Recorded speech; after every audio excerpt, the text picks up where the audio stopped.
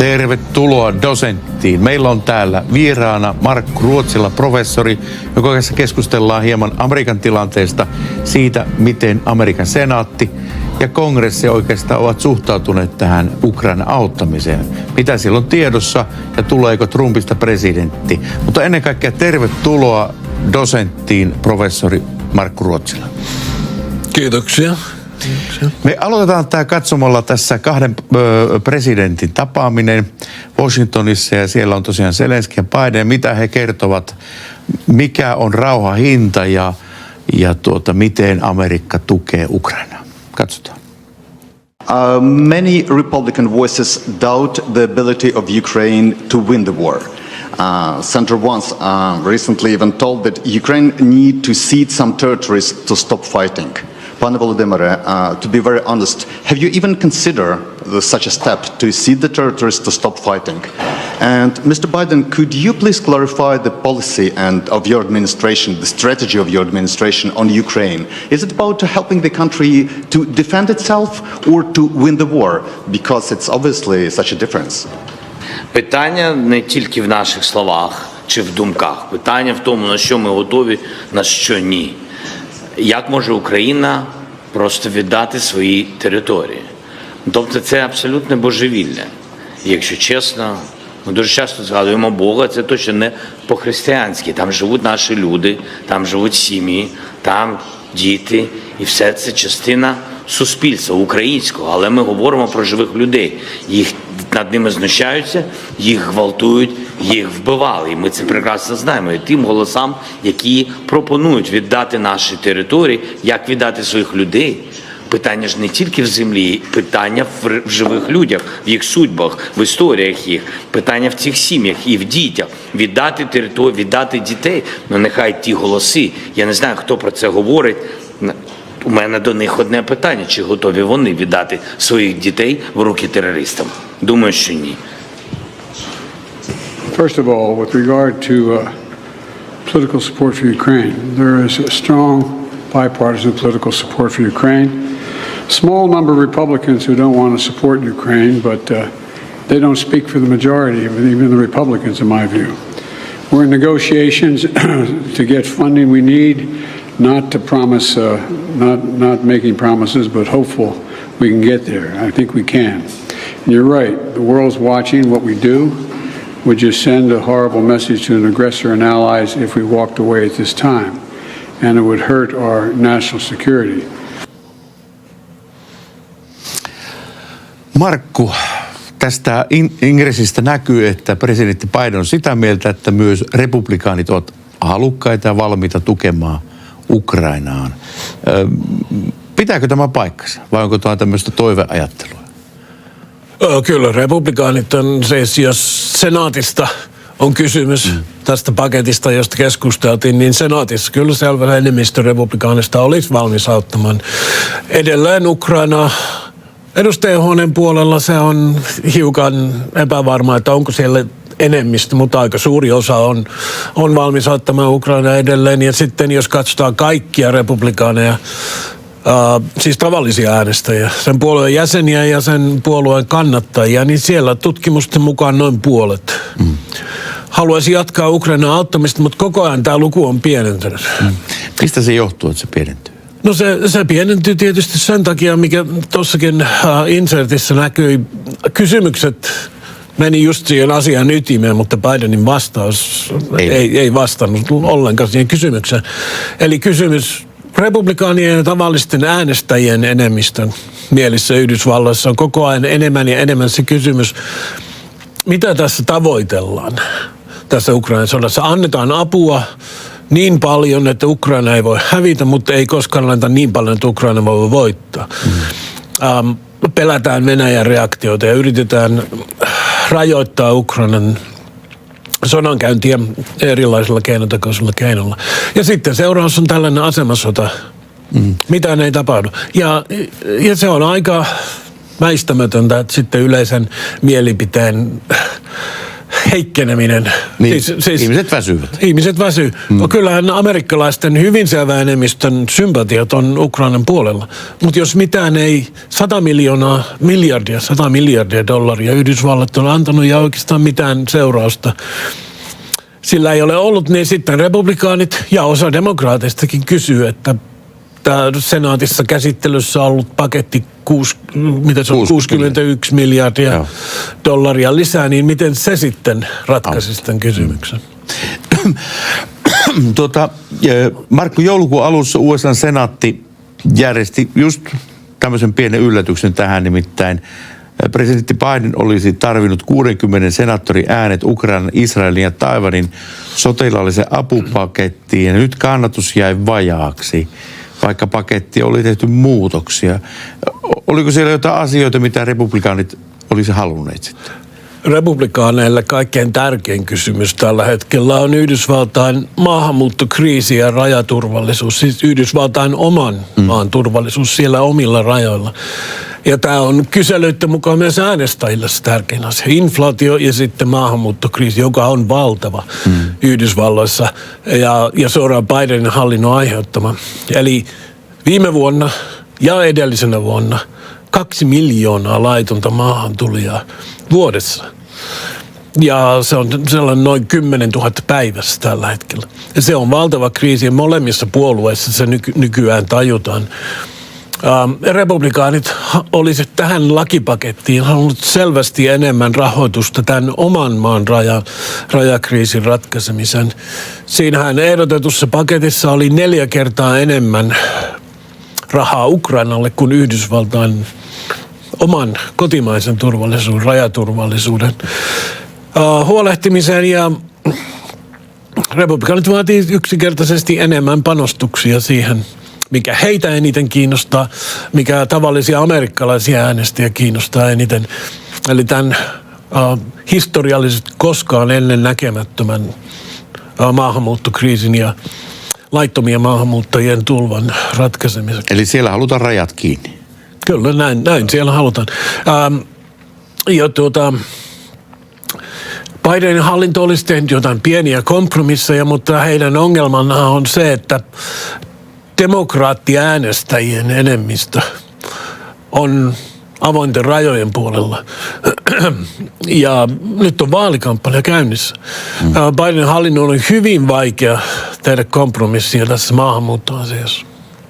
No, tässä on mielenkiintoisia juttuja. Ensinnäkin se, että Viktor Orbán, hän toimii ilmeisesti EU:ssa tämmöisenä Venäjän äänitorvena ja esti tämmöisen raha-avun menemisen Ukrainalle. Ja nyt sitten hän myös toimii tuolla Washingtonissa, lobbaa. Ajatelkaa, presidentti, Heritage-säätiö, Foundation on siellä, ja siellä Orbán pitää sitten jotain puheita ja sessioita.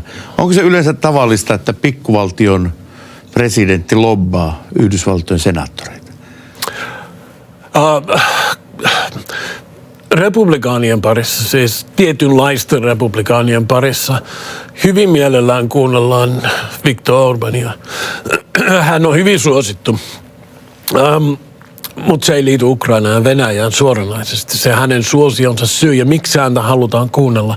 Mutta varmasti hän sitten, kun hän on paikalla, niin hän puhuu myös näistä asioista, jotka häntä kiinnostaa. Mutta Heritage Foundationhan on järjestämässä, jos muistan, niin 2-päiväisen konferenssin, jossa on myös unkarilaisia osanottajia. Ja sen liepeillä sitten mahdollisesti on näitä kahdenvälisiä keskusteluja joidenkin senaattoreiden kanssa. Mutta tämä konferenssi itsessään ei mitenkään liity Ukrainaan, vaan se liittyy kulttuurisotiin. No. Ja sen takia, kulttuurisotien takia, kulttuurisoturina Viktor Orbán on niin suosittu republikaanien parissa. Sen takia häntä kuunnellaan. Edustaa sitä konservatiivisuutta. Hän edustaa sitä kansalliskonservatiivista näkemystä siitä, että pitää suojella juutalaiskristillisen länsimaisen sivilisaation historiallista jatkumoa ja varsinkin pitää taistella tätä nykyistä woke-kulttuuria ja transsukupuolista liikettä ja kaikkea tätä vastaan. Niin sen takia hän on niin suosittu Yhdysvalloissa. Onko hänellä tämmöistä kaikupohjaa Yhdysvalloissa? Ollaanko siellä kyllästytty wokeen? Ehdottomasti. Siis tutkimusten mukaan 80% amerikkalaisista ei voi hyväksyä tätä woke-kulttuuria, varsinkin sitä yritystä sensuroida julkista puhetta ja tätä uuskieltä, joita ihmiset pakotetaan käyttämään, niin sitä ei voi 80% amerikkalaisista hyväksyä. Mutta se on republikaanipuolue, joka tätä puolta tästä kulttuurisodasta wokea vastaan käy. Ja Viktor Orbán on sitä käynyt Euroopassa hyvin aktiivisesti. Sen takia hän on republikaanien parissa suosittu. No presidenttihän, kun senaatti teki tämän päätöksen, että apua ei tule, niin sitten sanoi, että tässä nyt senaatti antoi joululahjan, Christmas present, Putinille ja mikä nyt vihjaisi, että republikaanit ovat sitten Putinin kavereita. Ovatko republikaanit Friends of Putin, FOP, niin kuin sanotaan? Ei, tämä ei pidä paikkaansa. Pitää koko ajan muistaa, että Yhdysvalloissa on käynnissä vaalikampanja.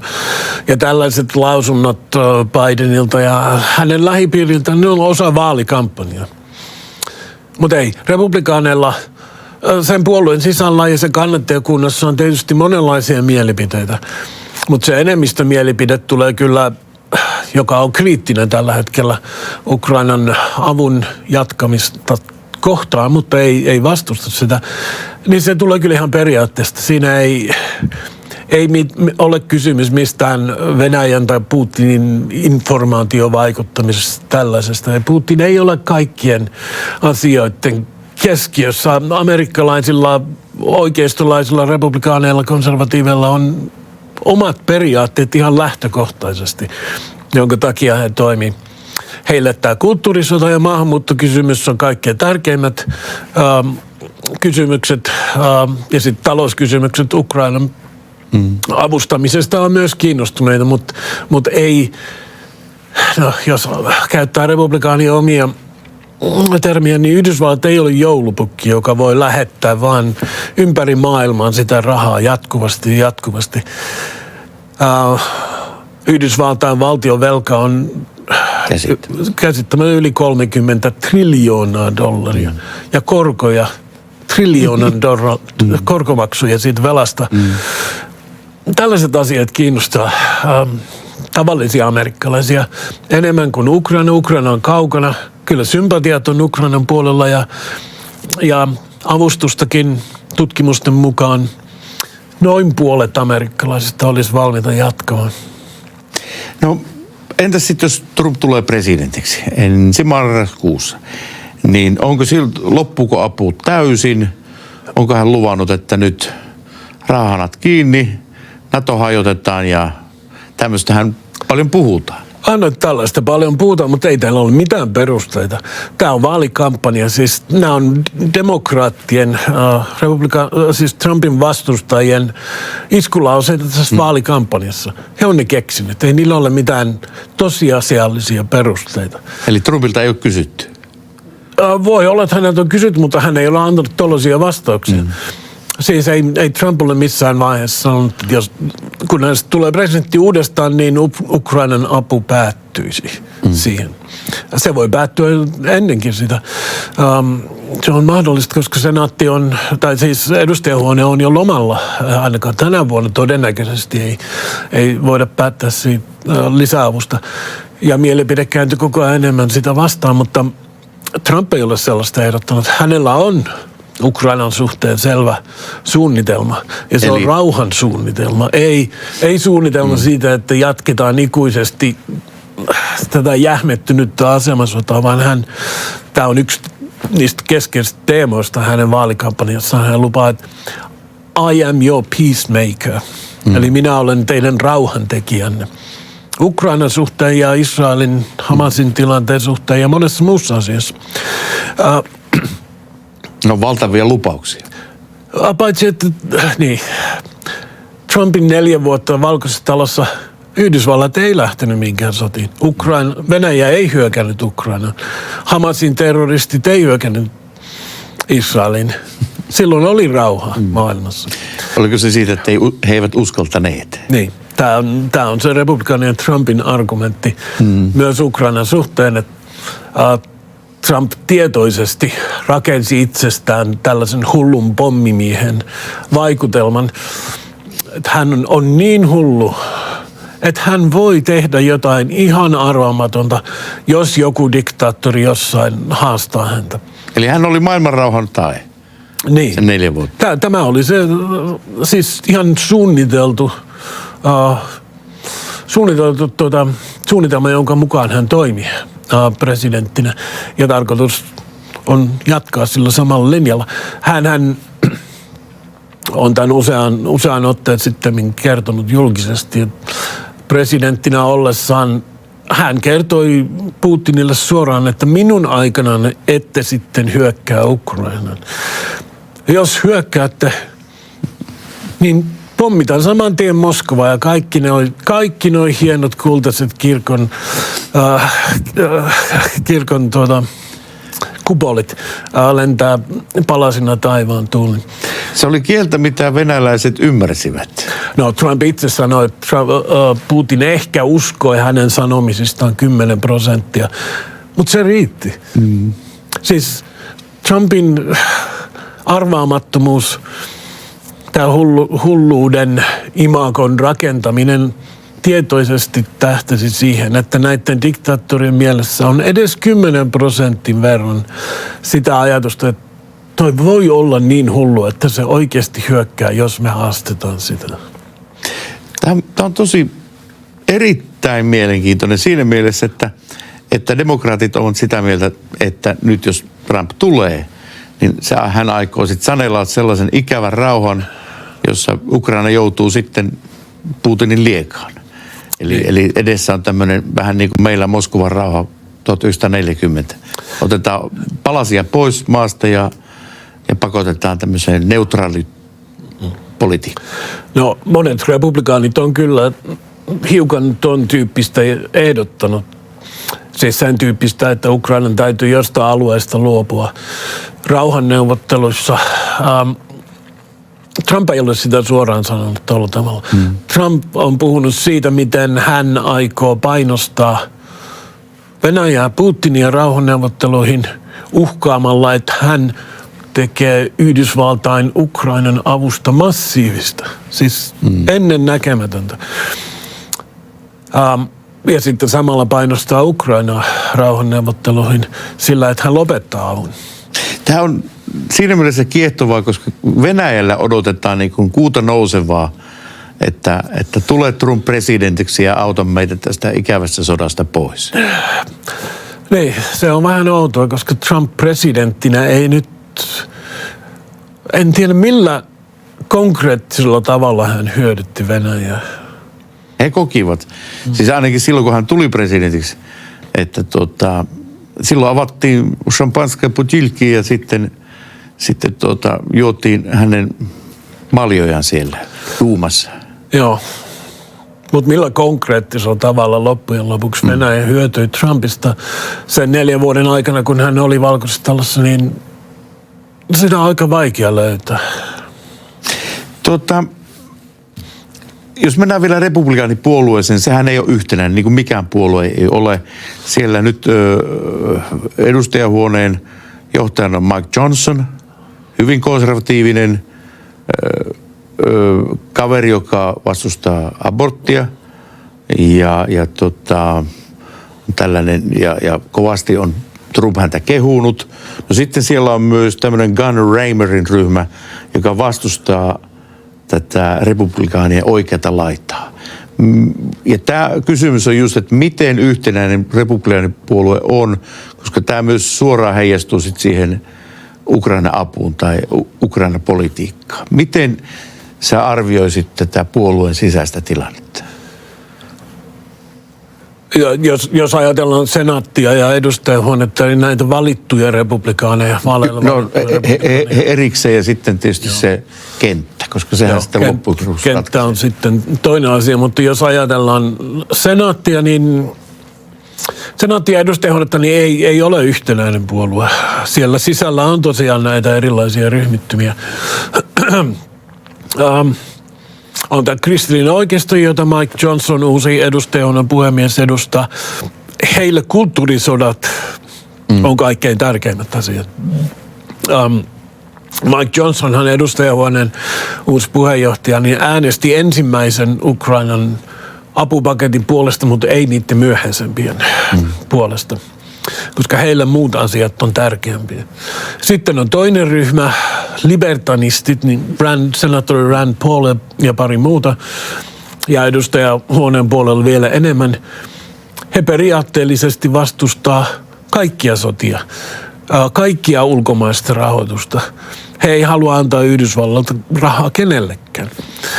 Ja ei halua Yhdysvaltain millään tavalla sotkeutua mihinkään sotiin.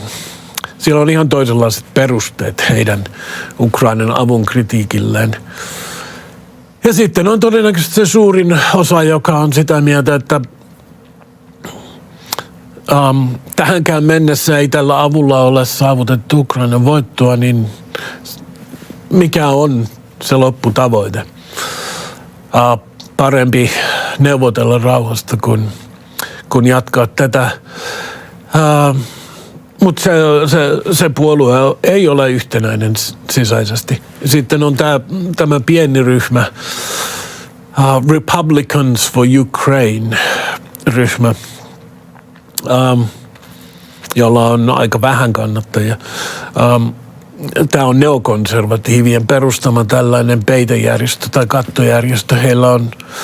Heillä on näitä useita, Bill Kristol, entinen Irakin sodan näitä pääarkkitehtejä, joka sitten Trumpin kaudella kääntyy republikaaneja vastaan ja on nykyään demokraatti. Ja hän perustaa näitä tällaisia pieniä peitejärjestöjä, jotka eri asioiden puolesta kampanjoita. Republicans for Ukraine on yksi sellainen.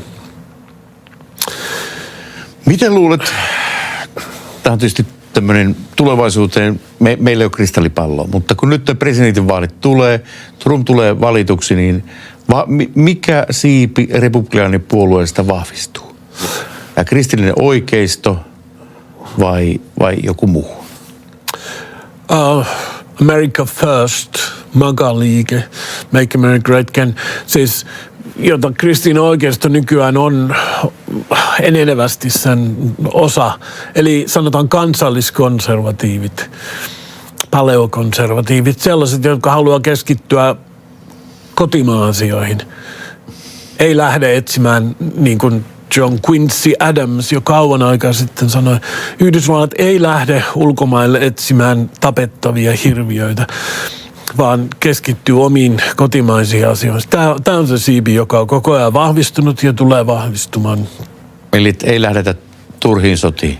Pysytään kotona. Niin, ei lähdetä mihinkään sotiin.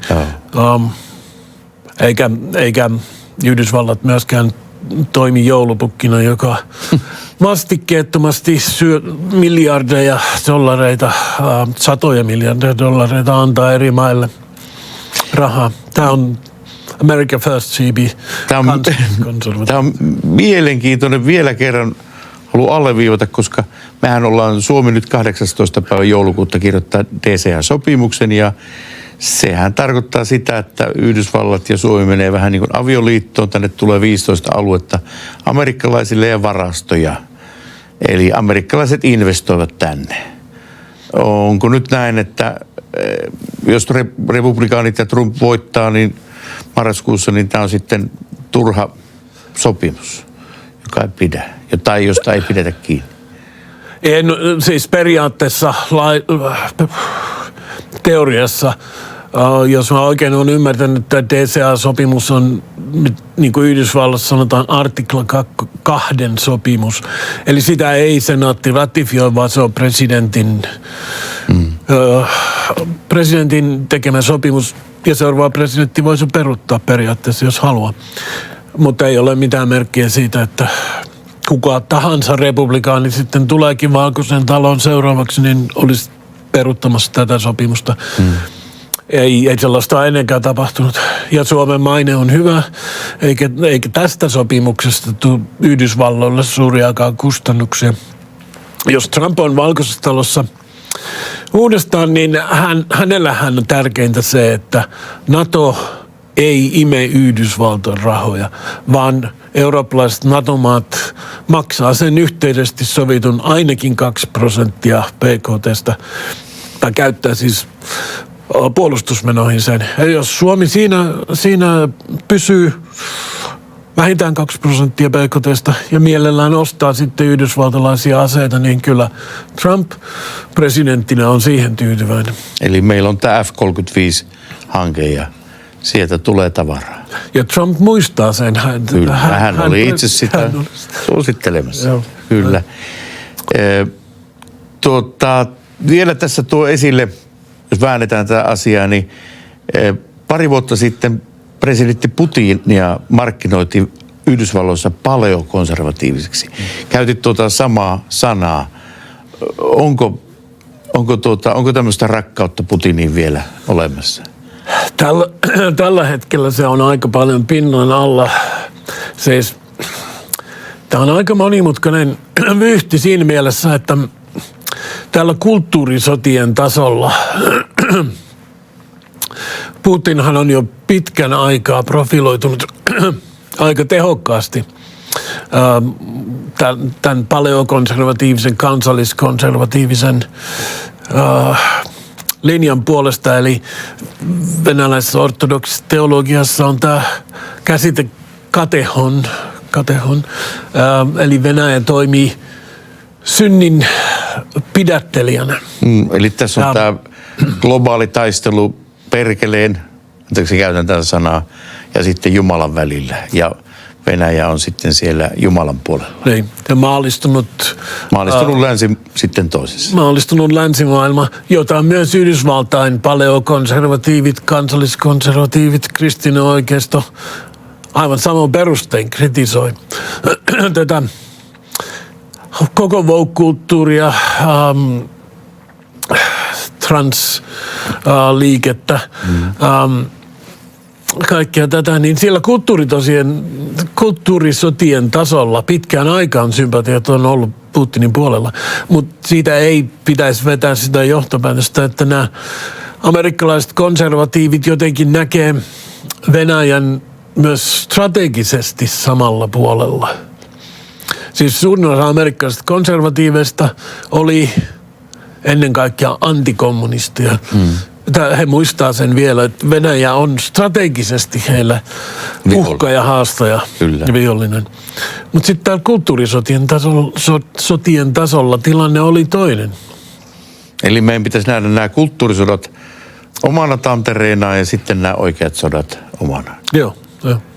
Tämä on erittäin mielenkiintoista ja tähän liittyy myös sitten tämä globaali länsi, eli nyt jos ei puhuta pelkästään Amerikasta, niin siinä on Iso-Britannia, Ranska ja Saksa ennen kaikkea. Miten sä näet heidän roolinsa tässä tilanteessa Ukrainan avun suhteen? No en ole Ranskan tai Saksan asiantuntija, mutta Isosta-Britanniasta voin kyllä sanoa, että Iso-Britannia on kaikkein vahvimmin Ukrainan puolella on ollut jo pitkän aikaa. Ja todennäköisesti tulee jatkamaan sitä, mitä EU päättää tai mitä Yhdysvallat päättää, niin Iso-Britannian liittolaisuus ja tuki varmaan jatkuu.